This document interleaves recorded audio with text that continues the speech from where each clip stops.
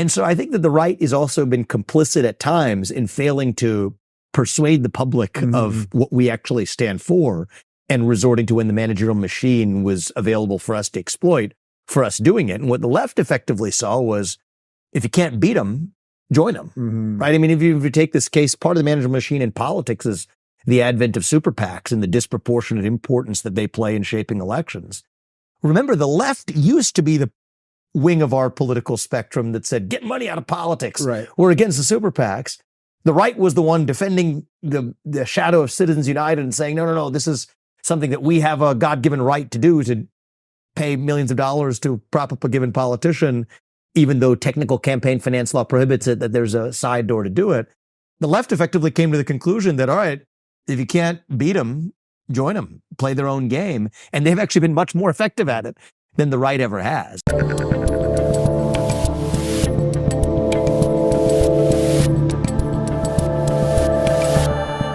Before I do anything else, I'm going to call you Vivek, because I've interviewed you 1,000 times calling you Vivek before sort of the masses knew you, and you never corrected me. You never said, Dave, we've been doing this for a while. We've broke bread, like never. So I believe in best efforts. Vivek. Yeah. I'm not like a picky, pronunciation corrector, but yeah, Vivek like cake. Yeah. Vivek. Okay. So, it's funny. When we realized you were coming to town a couple of days ago, I texted you and I said, we've obviously had some tiffs on Twitter and all that nonsense, and it's politics. And I was like, maybe we should do the show with a drink. You've said that you're not much of a day drinker. 10 a.m.'s a little early for me too. But I think it's what it's spirit. Like. Yeah. I think, you've got water. We got a drink. Coffee. Yeah.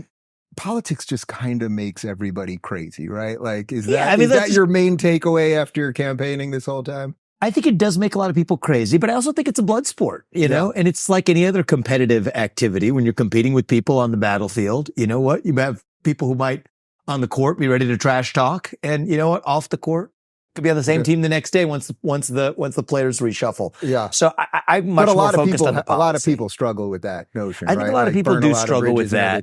That's why I was glad that your team reached out and everything, because I was we're in Miami. Yeah. I'm going to the tennis tournament later today, and you and I hadn't seen each other, and I promised you I would let you know when I'm in town. So it's good to sit down. And the thing I actually do love about politics is, at its best, it is about actual ideals, right? And it's easy to forget that in the blood sport of it, right? Yeah. And those are two things. You have an idealism on one sense that guides you, and a blood sport that, is the required process to get to your destination.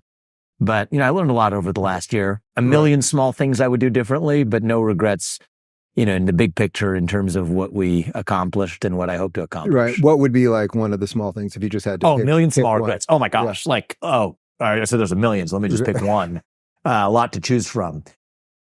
I think a lot of it is like micro tactical. I think I would recommend people start with, I'm coming in as an outsider. And so I'm thinking, okay, there's certain technicals that need to be accomplished in a campaign. And so set up whatever is a standardized turnkey operation.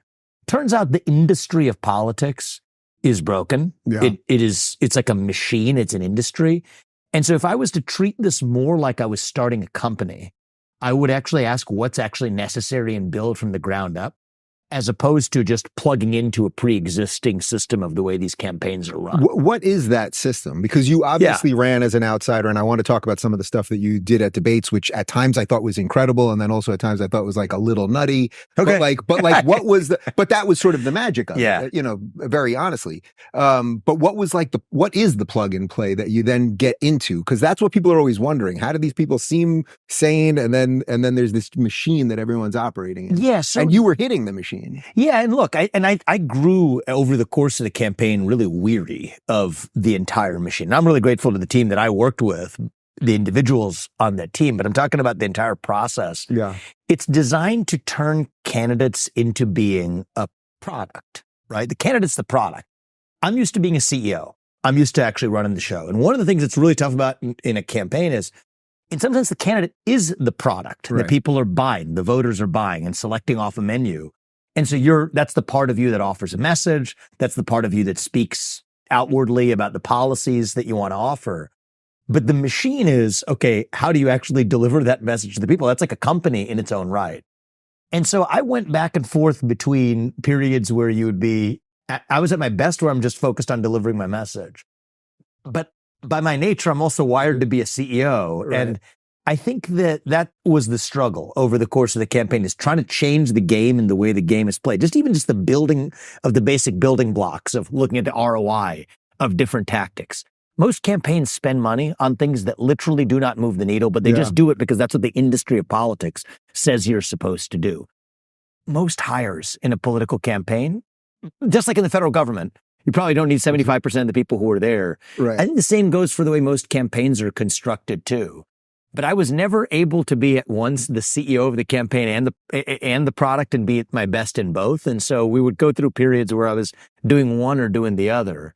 And part of the reason is we started in February 2023. I only had decided that I was going to run in January, a month before. Right, because I think I saw you was it January? Like right early January. I don't remember when. At that PragerU event that DeSantis was also at.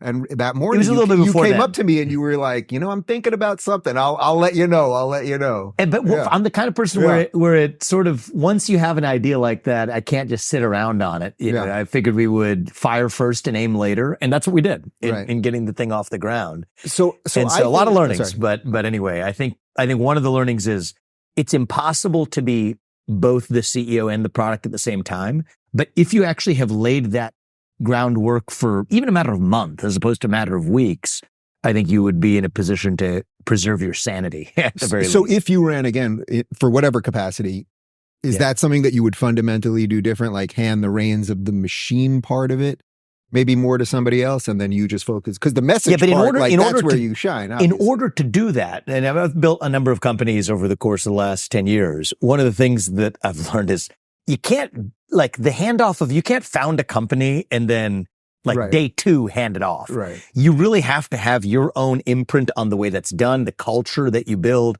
and then probably a couple cycles of people who you really trust in each of the key roles. And then you go on and it stands on its own 2 feet. And it's a beautiful thing when that happens. Yeah. First major company I founded, that took 7 years. A couple of companies I've founded since then, I've actually been able to compress that, but you're still talking something that is measured in years.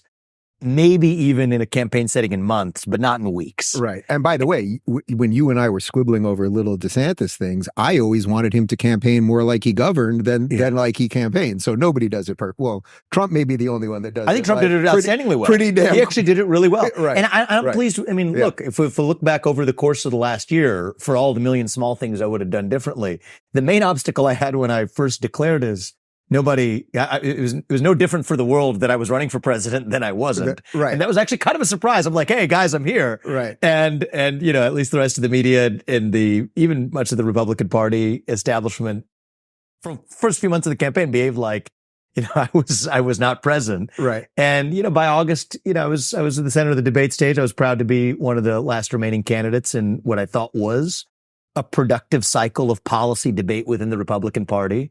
And I hope we had a positive impact on the future direction of our movement. And I think that there's a lot of work yet to go. So I'm proud of what we accomplished, but a lot of learnings as well along the way. Yeah. So I think your best moment, I was actually there for it. And I don't think most people really understand the context of it, but was at the Miami debate, which I was in the audience for. And Ronna McDaniel comes out first before it's televised. And she kind of gives a talk about the future of the Republican Party. Everybody in the room was like, we do not like this woman. And you could just feel it. You absolutely could feel it. And then the debate opens and you just ripped it. You went after her. You went after the moderators, the whole thing. How much of that were you planning to do? And did you also, was it sort of like, okay, I'm going to hit both directions right now? Because you're going after the head of the RNC and you're going after, in essence, the DNC, because that's what NBC is. It was a day of instinct, actually.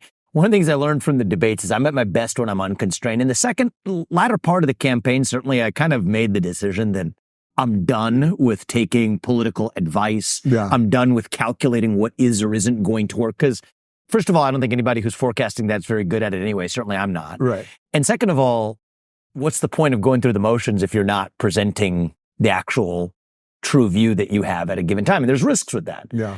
Risk number one is you may not say things in a genteel way. Risk number two is, not everything I believe today is exactly what I believed 8 years ago. Fine. But I'm going to tell you, the 99% of things that are the same, I believe with greater conviction because I'm tested. And 1% of things that are different, great. We're human beings who should be open to argument. But with that said, I'm going to tell you right now what I believe, and I'm going to tell it to you in an unconstrained way. And so that was my approach to the debates. And so that morning, that was literally the day after the 2023 election cycle, where we again got thrashed. I mean, Republicans had disappointing results across the board. No different than in 2022. No different than in 2020. It was literally the day after. That's why, because when she walked out, everybody was like, oh, here we go again. Yeah, and for me also, like, that wasn't something that I was I mean, I don't know what the results were going to be, the Virginia elections and so on. But you see that the day of and you wake up, and I was kind of pissed off. 2023, 2022, 2020, 2018, it's starting to become a pattern without any iota of accountability. And then I actually literally the day of, like, that morning, I couldn't have told you who the moderators were going to be the night before, but looking at who the moderators are, asking what the hell the Republican Party is doing, hiring these people to be the moderators. So it was Kristen Welker, who was it? Holt. Lester Holt, exactly. And so I'm reading this, I'm looking at Ronna McDaniel and the results, the person who chose this. And by the way, now play that forward. Ronna McDaniel joins NBC. Right. Well, it was a hell of a day she had over there. It was a hell of a day she had. But I think it was ridiculous that she chose NBC in the first place to be the moderator. The RNC chose the NBC to be the moderator. Now we're seeing, in retrospect, how poor of a choice that was. And yet we're going to go walk out, have a debate in the aftermath of another disaster for Republicans. Here we go. And we're all going to just be silent about it. And so, yes, I just decided to let loose a little bit and call out what everybody wanted to at least hear some accountability for, and said, why is Kristen Welker moderating this debate? Why is Lester Holt moderating this debate?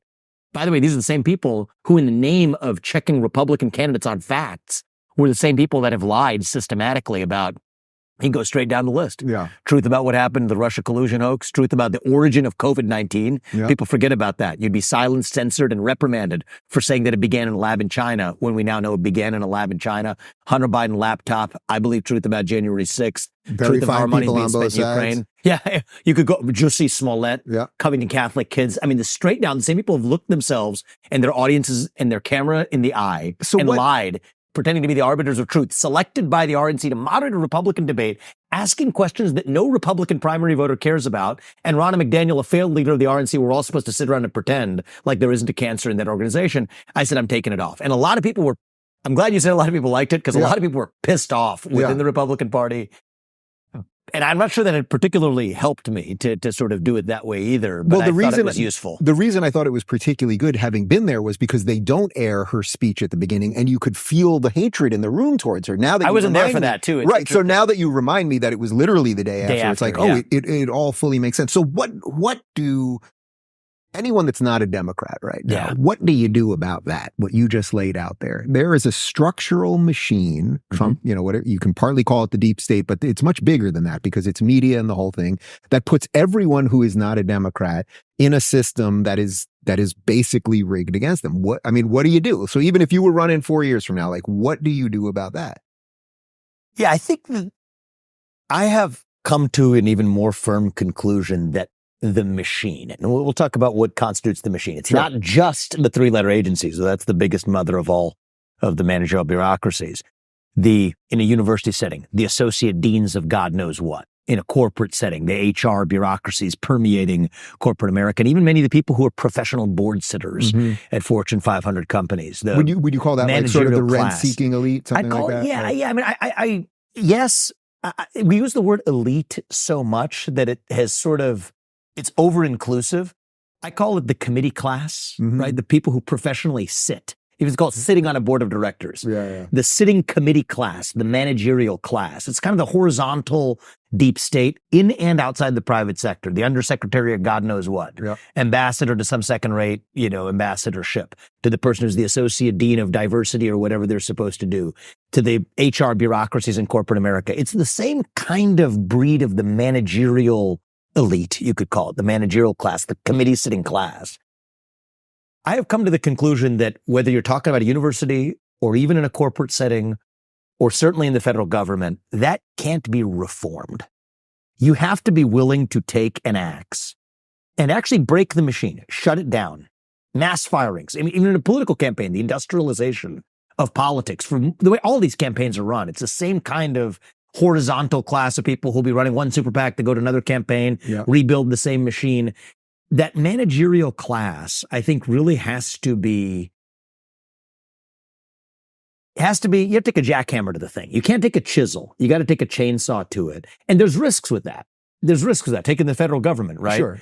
Or in a company. I mean, was there risks to Elon saying, I'm going to fire, 80+% of the employees at Twitter? Of course there is. There's a risk that certain things aren't going to work. Over there. But you got to jump off that cliff. And in that case, we discover that actually nothing broke. Yeah. The sun still rose in the east and still set in the west. And the thing actually worked better afterwards rather than before. I think you'll generally discover the same thing, but we got to be honest that we're taking some small risks of inconvenience along the way. So some small risk that some inconvenience at a federal agency or whatever is going to be the consequence of cutting 75% of the people there. But I don't think it can be reformed. I think it can be shut down. And if you're going to take the risk between not cutting enough versus cutting too much fat that you might also cut some muscle, I will take that risk every day of the week. Because you can at least add back on a fresh scaffold rather than an 8-headed hydra. If you cut off one of its heads, it grows right back. That's the mode that we've otherwise fallen into. Is 75%, is that what you've said before? That's what I've said, at least 75%. Yeah. You know, I mean, usually the pushback I get is that's too extreme. When I talk to a guy like Elon Musk, he says that's not enough, which is the more pushback that I would like to get. Right. Because I think, maybe 75% is too modest. But the existing machine has to be fundamentally broken, you have to take a jackhammer to the whole thing. Start with as close to a blank slate as you can. When an institution has lost its essential purpose, has gone so far astray that it is captured by the managerial class that's taken control of it, you can't do it incrementally. So now let me ask you the hard one on that, because I'm with you on the idea for sure. Yeah. Is there any evidence that in terms of government that it can be done? So I get you that Elon went in and chopped away 80% fine, but that the government structure and its connections, you're talking about the 3-letter agencies and the media, like you're talking about the whole damn thing. Like, is there any evidence that you or Trump or anyone else could actually do it? Yeah. So I'll give a couple of things. I mean, it hasn't been done in the United States, which is exactly why every cycle, or at least in the last century, it hasn't been done. It becomes more and more important that somebody steps up and actually brings the baseball bat. Now, I can back into that. One is we have a constitution. There's good evidence that with the constitution, when followed, got us 250 years in. It wasn't betraying the constitution, which says there's 3 branches of government, executive, legislative, and judicial, not an administrative 4th branch of government. Well, if that got us this far, at least as a hypothesis, the base hypothesis is if you're going back to that, good things have happened, not bad things have happened overall. That's sort of point number one. Point number two is we're seeing in other parts of the world, at least the beginnings of what this experiment looked like. And look what Javier Milei is doing in Argentina. Argentina is a better country today, even then in the short period that he's run it, on economic outcomes, on national pride, on a sense of revitalization, both in perception and in fact, after bringing not small firings, but mass firings to the table. And so it's a shame in some sense that we in the United States have to have a safety net of watching somebody else do it to say that that gives us permission to do it here. Mm-hmm. But the positive version of that is great. If we've seen it work somewhere else, why not bring that mentality to the United States as well? And so, yes, I do think that there is strong evidence, and I don't think the private sector is that different. I mean, a lot of these are like poorly run companies. The three-letter agencies are like badly run. You know, Boeing effectively is an embodiment of the poorly run way in which a Department of Transportation is being run right now. The principles aren't that different from one organization to another. When you have an organization that's lost its true purpose, and the reason it's lost its true purpose is because a bunch of managerial bureaucrats are holding it hostage, get rid of the managerial bureaucrats. Do you think it was also by design that so many of these things became so calcified and broken? Like in some ways, it seems like it was obvious that we would be sort of where we're at right now. I mean that from the educational layer to the media layer to the three-letter agencies. They were all designed in a way to get stuck, and then we'd be left with no choice. You know what I mean? I think it's a more complicated story, right? Yeah. So I think that there has been you could think about it as intelligent, really visionary segment of the Marxist left that has looked at every institution and asked ourselves, how are we going to take over media, Hollywood, news, take over government, take over universities? And I think that's a really small sliver of the left, but that's been really sort of forward thinking. And one of the things that they realized is a lot of the bureaucrats, the managerial bureaucrats in charge of those institutions, aren't necessarily ideological, actually. It's not that the bureaucrats themselves or even the bureaucratic machine has an ideology. So I think what they have managed to do is exploit bureaucratic failure to be able to advance their own agendas and incentives. I'll give you an example of what I mean, and I can give you examples in different spheres. Sure. Take the educational system. Okay, the easy thing to do is to say, what will that far left strand say? They'll say math is racist. Now, math isn't racist. Now, what they want to do is eliminate objective truth, eliminate the pursuit of excellence, and so that is their inherent goal. But they find in the managerial bureaucracy a self-preservation instinct that allows that math is racist dogma to serve their self-preservation goals. Because what happens? That's the managerial bureaucracy that shut down schools for 2 years during COVID-19, failing to teach kids how to do math. It's a lot easier for that bureaucracy to defend itself by then adopting that left-wing dogma by saying math is racist than it is to actually succeed in achieving its own objective. Or the bailouts in 2008, right? I mean, you have the managerial bureaucracy in the Wall Street infrastructure and the financial institutions. Well, it's a lot easier to muse about racial injustice and climate change than it is to face down Occupy Wall Street. And so that machine was able to adopt some of the slogans of that new left that then took control over our financial institutions. So, or even one more example would be the military, right? A lot of the criticism of our own military's foreign misadventures in places like Iraq or even Afghanistan used to come from the left, right?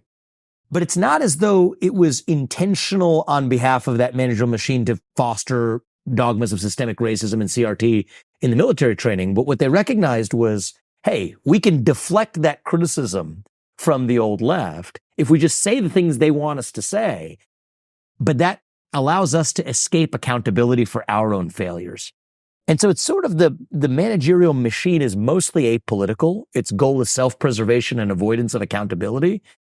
In cases where that used to get criticized from the left, what they effectively did was just adopt that ideology as their own. And that's kind of how we got to where we are. What do you think the right missed for all these years while this happened? You know, like, I mean, some people were talking about this, you know, a decade ago or even 2 decades ago, small amount of people. But like, what do you think happened? Is it just that people on the right tend to be a little more functional and busy and working and a little bit of busy with their family? Like, is it that simple, do you think? Well, I think that we would be remiss to say some of the right isn't complicit in this, right? As I said, the managerial machine is not partisan, fundamentally partisan. And so I think there have been times where you've had the right that's exploited some of those same phenomena as well. There are some components of the right. Right, that managerial machine was Dick Cheney's apparatus when, you know, he was as the joke would be, George Bush was always one heartbeat away from the presidency. It was actually run by the managerial machine. And so I think that you've had a marriage of convenience that's often gone in the other direction too, right? What I talked about is maybe the post-2000s version where the left managed to take over the managerial machine. I think there have been periods, maybe even heading into that under the Bush presidency, and maybe arguably before, where parts of the right found marriages of convenience with the managerial machine as well. And so for me, it's less about left versus right. I'm on the right. But I think that for basic table stakes that we can unite as a country is to say that every institution should actually stand for the purpose of the people it's supposed to represent. The people we elect to run the government should run the government. The purpose of a university is to educate students, not to advance some other separate social agenda. The purpose of a company is to provide a product or a service to people who want it and to make a profit by doing it without apologizing for that, not to advance environmental or social or orthogonal agendas. And that, I think, is something that actually principled minds on the left and principled minds on the right should be able to agree on. Is by hell or high water, we might disagree, but at least the people who we, through our jointly agreed process to elect to run the government, better be the ones who actually do. And so I think that the right has also been complicit at times in failing to persuade the public of what we actually stand for and resorting to when the managerial machine was available for us to exploit, for us doing it. And what the left effectively saw was, if you can't beat them, join them, right? I mean, if you take this case, part of the managerial machine in politics is the advent of super PACs and the disproportionate importance that they play in shaping elections. Remember, the left used to be the wing of our political spectrum that said, get money out of politics. We're against the super PACs. The right was the one defending the shadow of Citizens United and saying, no, this is something that we have a God-given right to do, to pay millions of dollars to prop up a given politician, even though technical campaign finance law prohibits it, that there's a side door to do it. The left effectively came to the conclusion that, all right, if you can't beat them, join them, play their own game. And they've actually been much more effective at it than the right ever has. And so that's what I think has actually happened, is in some ways the lazy and or unsuccessful elements of the right that lazily resorted to betraying the way things are actually supposed to work created this machine that the left actually managed to be far more effective at exploiting. So is that the magic of Trump, that he just innately understands that? And then I guess my question with that would be, if he becomes president again, I mean, it seems to me that you actually communicate some of that in a technical way better than he does. He kind of gets it at this level, and you're getting it in a way that can be communicated further. Is that something that interests you? I think Trump understood it at a gut instinct in 2015, 2016 better than anybody who's shown up on the scene of American politics or culture. And I think most people across this country, most everyday citizens, get it in their gut instinct as well. And I think what Trump did is he provided a voice in a way that could actually have impact in a way that nobody had against the managerial machine. It wasn't against the radical left, just the radical left. It was against the entire machine itself that over the years, over the decades, had frankly been exploited by both sides. And he was the best darn chance we have been given in a generation or more, possibly a century or more, to say, I'm going to bring a baseball bat and tear the thing down. Now, I think that one of the things I have appreciated about getting to know Donald Trump better in the last even recent months is that he's ambitious about learning from that first term to say, okay, yes, we had a great first term, but what are we going to have learned about facing down that challenge of taking on a deep state that we're actually going to implement the second time around and go even further than we did in that first term? And so each of us has our own unique skill sets, right? Donald Trump has his unique skill sets. Yeah, I think it's a once in a century, candidate and leader. And, I think I have my own skill sets. You have your own skill sets. And so I think it's up to every one of us to look ourselves in the mirror and ask ourselves, how are we going to use our own unique God-given talents to do what we believe is right for this country? And I believe that shutting down that machine, that's my passion. That's the calling for the next stage of my career, and whatever I can do to revive those constitutional principles in this country, 3 branches of government, not 4, shutting down the managerial machine, making sure the people we elect to run the government actually run the government. And even if it's not through the government, in the private sector, do the same thing. Exercising ourselves out of the ESG cancer that holds corporations hostage. That's what I'm gonna do in the next phase of my life, and we're gonna see what shape that takes. So if you got the call to be VP, which clearly a lot of the base is into, I think you just answered the question. I'd be honored to serve, this country in whatever way has maximal impact. I think that we can fall into a trap right now, and I see us kind of falling into it, looking at the poll numbers now and believing that all's honky-dory. Yeah. I don't think complacency is a strategy. I think that in some cases that's a trap to fall into. So would I be honored to serve this country and to serve in a second Trump administration? Yes, I would. But do I think that now's the time to talk about that? No, I don't. I think now is a time to focus on actually delivering a victory that is far from a foregone conclusion.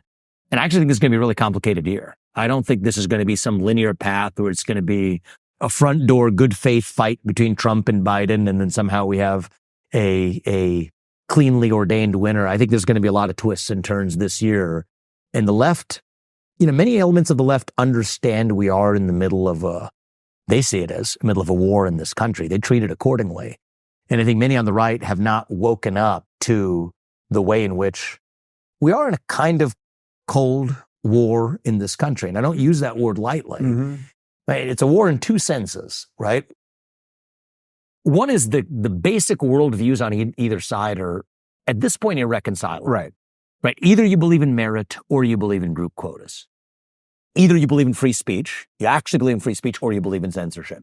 Either you believe that nations have borders or you don't. Either you believe in American exceptionalism. Yes, that these are the best darn ideals that have formed the backbone of a nation in human history, or you don't. You can't have both of those things at the same time. That's sort of litmus test number 1, that you're in what you would call a war, time for actual choice. And the second is when one of those sides is now weaponizing the basic rules of the road, the financial system, the legal system, the judicial system, the conduct of the political system, even the electoral system. You look at the ballot removal attempts, et cetera. That's using force rather than free speech and open debate to settle a question. So if you have irreconcilable views and at least one of the sides is using force rather than debate to settle a difference, it's not physical force, certainly not yet, and God forbid we ever get there, but it's force rather than debate. We're in a kind of lowercase w war in this country, and I do think that it's up to our side to not actually turn that into an American Revolution in the 1776 sense, but the spirit of the American Revolution, to say that we're going to stand for those ideals as if the future of our kids' lives depends on it, because it does, actually. So with that in mind, I mean, if you saw the states really going their own ways, and I actually don't talk about this a lot because I don't like giving energy to it, and I can see you're a little hesitant too. Yeah, in a certain you respect. want to speak things into existence. Right. Yeah. So, and I'm very aware of that. However, I can tell you, having, as you know, I lived in California and I campaigned against Newsom and I got audited by the state 3 days later. I'm now here in— Is that right? I didn't know that. 3 days later, audited by the state. I put my house for sale that day. I was here in 2 months. Here, I live in a very functional place with good infrastructure and safety, and squatters don't have rights. It's not a real thing. All of the stuff that is wrong with things. So if I saw it, well, I feel like it's happening no matter what. Whether we speak it into existence, it already is happening. But if you saw, even as it pertains to the border, let's say, Texas just doing what it has to do to protect the border, and Florida helping as it could in the red states, like, that is baked into the code of the Constitution and federalism and all that. So I suspect you'd be okay with it, but it's not it's a tough question. It's not the way I want to see this country go. And I see us in a window, and this is where, when I say we're in the middle of a war in this country, I'm using it, thankfully, still figuratively. Right?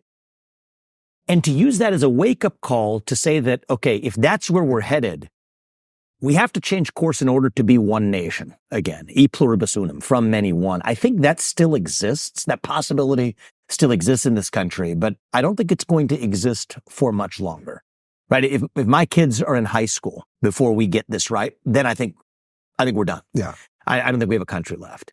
That's the window we're working within. And so first, put aside my presidential campaign. This has actually been a motivation of mine for the last several years, looking at some of my efforts in the private sector. One of the main causes I've taken on is taking on the ESG movement. Yeah. Okay. What's at stake there? Why have I been obsessively focused about the politicization of corporate America? Part of it is I saw it land on my own former company's doorstep. I founded a biotech company. It was a multi-billion-dollar company. I'm CEO, led it for 7 years. And suddenly George Floyd dies and there's a demand that I make a statement on behalf of BLM. It's ridiculous, but actually there was real conflict around that. My refusal to do it led some prominent advisors from my company to step down, resign ceremoniously 6 months later. And I had to make a choice, and I chose to step down and speak my mind freely. There was, at that point, an entire succession that was able to take the company to the next level. But part of why I focused on that is, I then started Strive, which is a company that's offering alternatives to BlackRock and State Street and Vanguard financial products that vote your shares for pro-profit principles, pro-capitalism principles, rather than pro-left-wing political principles. But why is that important, right? It's not just that those companies are going to be hopefully more valuable if they're focused on their mission rather than politics.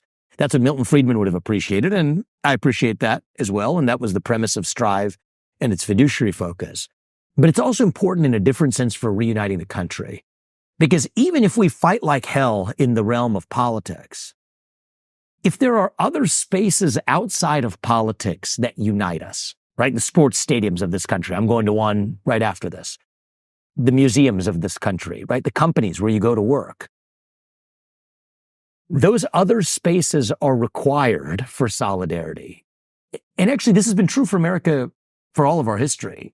Alexis de Tocqueville was the first person to observe this. He traveled the country. He says, a diverse, geographically expansive democracy that does not have a common ethnic heritage or a common national identity glue other than that civic idealism isn't meant to last. It's going to crumble in a generation or less. I mean, that's what Tocqueville believed, unless, and these are his words, there are intermediating or intermediary institutions.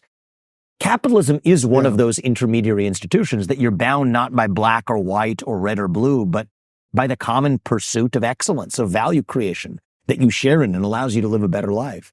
Same thing with respect to hobby interests like sports or otherwise. But when those themselves get infected by politics, then I think we're done as a country. And so prior to running for president, that was a big part of my focus. But then you pull on the string and you ask, where are some of those forces coming from? The mother of a lot of those problems, if not all of them, come from a lot of the overreaches of a federal bureaucracy that has, for the reasons we talked about earlier, overgrown its use. And, a lot of that ESG movement, for example, comes from regulations at the SEC, at the EPA, et cetera, that require companies to behave this way. But those were never passed by actually the elected representatives in the first place, which is another reason why we're not united, because at least if the people who we elect to run the government are the ones that actually run the government, at least we can agree to disagree that the right person got elected or the wrong person got elected. But if that's not even the person making the decisions in the first place, then that feeds a lot of the division that then flows downstream. So that's what I think is going on. So all of that being said, and because you just a moment ago said, do you think there'll be some shenanigans and twists and turns before the election?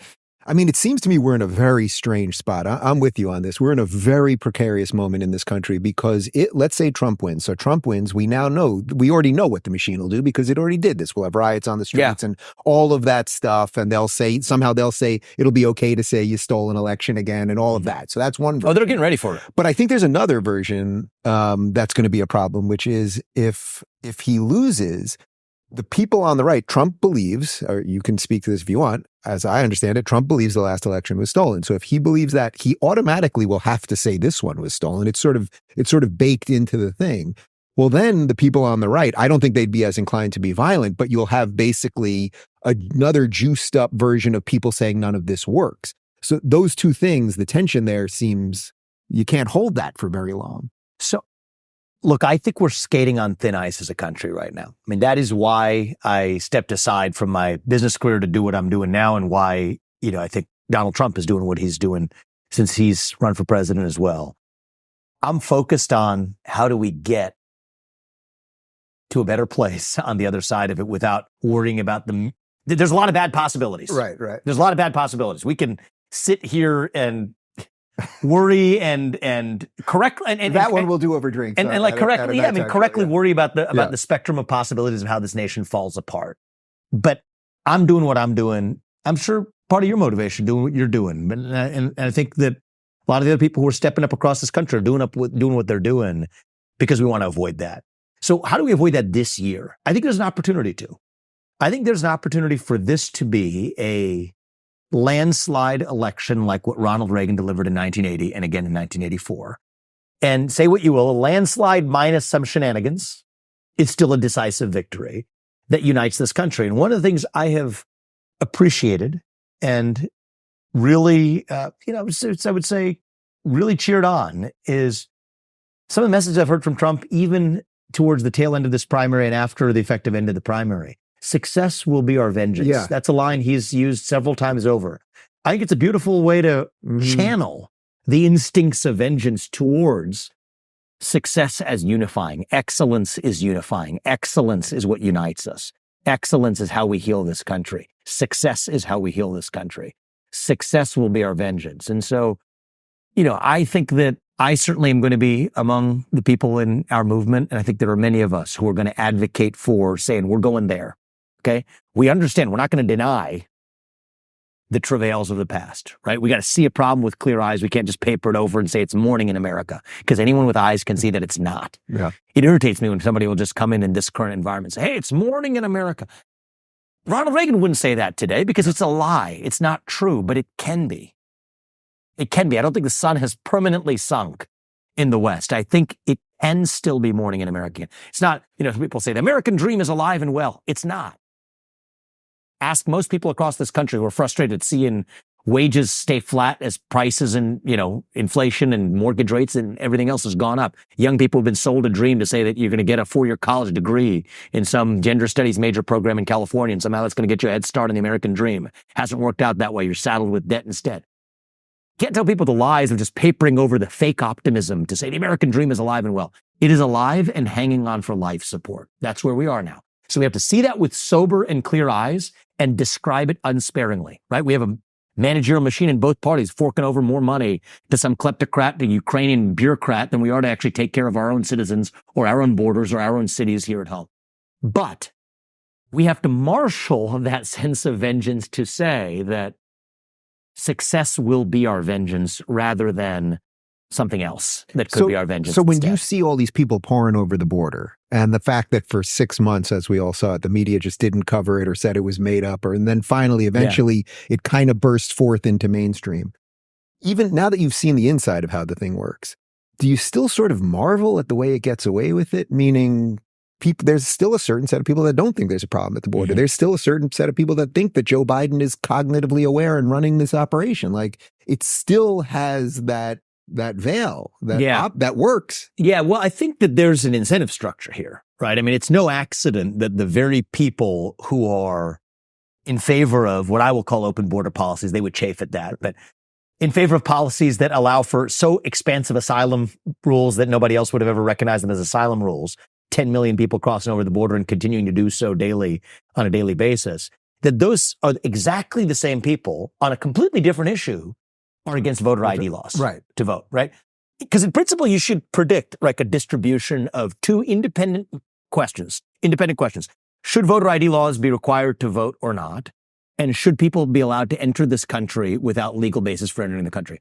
Those are independent questions. So why is it that the very people who are most committed to people being able to enter this country with broad asylum laws and without any accountability for illegally entering are also the same ones who are in favor of, on a totally different issue, whether you or I have to show our voter ID as a condition to vote? You don't have to be a genius to get this. I see what you're doing here. Yeah. So those two things are deeply linked. And so when you have somebody has an incentive to see a problem in a certain way, they're going to see the problem in that way. And so, no, am I mystified that people will still say, oh, there's no problem? No, of course not, because they have an incentive not to see it that way. And most human beings, I mean, Sartre would say this, the greatest lie is the lie you tell yourself. I think a lot of these people are able to speak with that level of conviction because they themselves believe it, but they believe it because it's in the long run electoral incentive of their worldview to say that this is how we secure lasting electoral majorities for Democrats. And you don't have to make this up because 10 years ago, this is exactly what much of the Democratic Party was saying was part of their long run objective to secure lasting electoral majorities. And so once you see that it's intentional, it actually makes sense. It's not that mystifying. Doesn't mean that we don't have a lot of work cut out for us to fix it, but at least you know what you're fixing, where we fall into the trap sometimes of saying, oh, can't we just build the wall? Here's a proof for how that would work. Or aquatic barriers in the Rio Grande, which are cheap and mobile and they work. Yeah, here's how we would do that. And here's the plan for how much more effective that would be. As though we're solving a problem of nature, right? How SpaceX sends aircraft into space is tackling a problem of nature, okay, in the physical forces of the universe, gravity and otherwise. We're not tackling a problem of nature here. We're tackling a man-made problem. And so if we pretend like it's a problem of nature and try to create an engineering feat of how many more feet of border wall construction we need and debate the technicals, we're missing the point. The country that put a man on the moon can get this done. This is a man-made problem, and man-made problems are generally problems of will. And the beautiful part about man-made problems is every man-made problem has a man-made solution. Problems of nature sometimes will be solved and sometimes they won't. I was in the biotech industry. Some diseases, if you don't understand them, you're going to fail.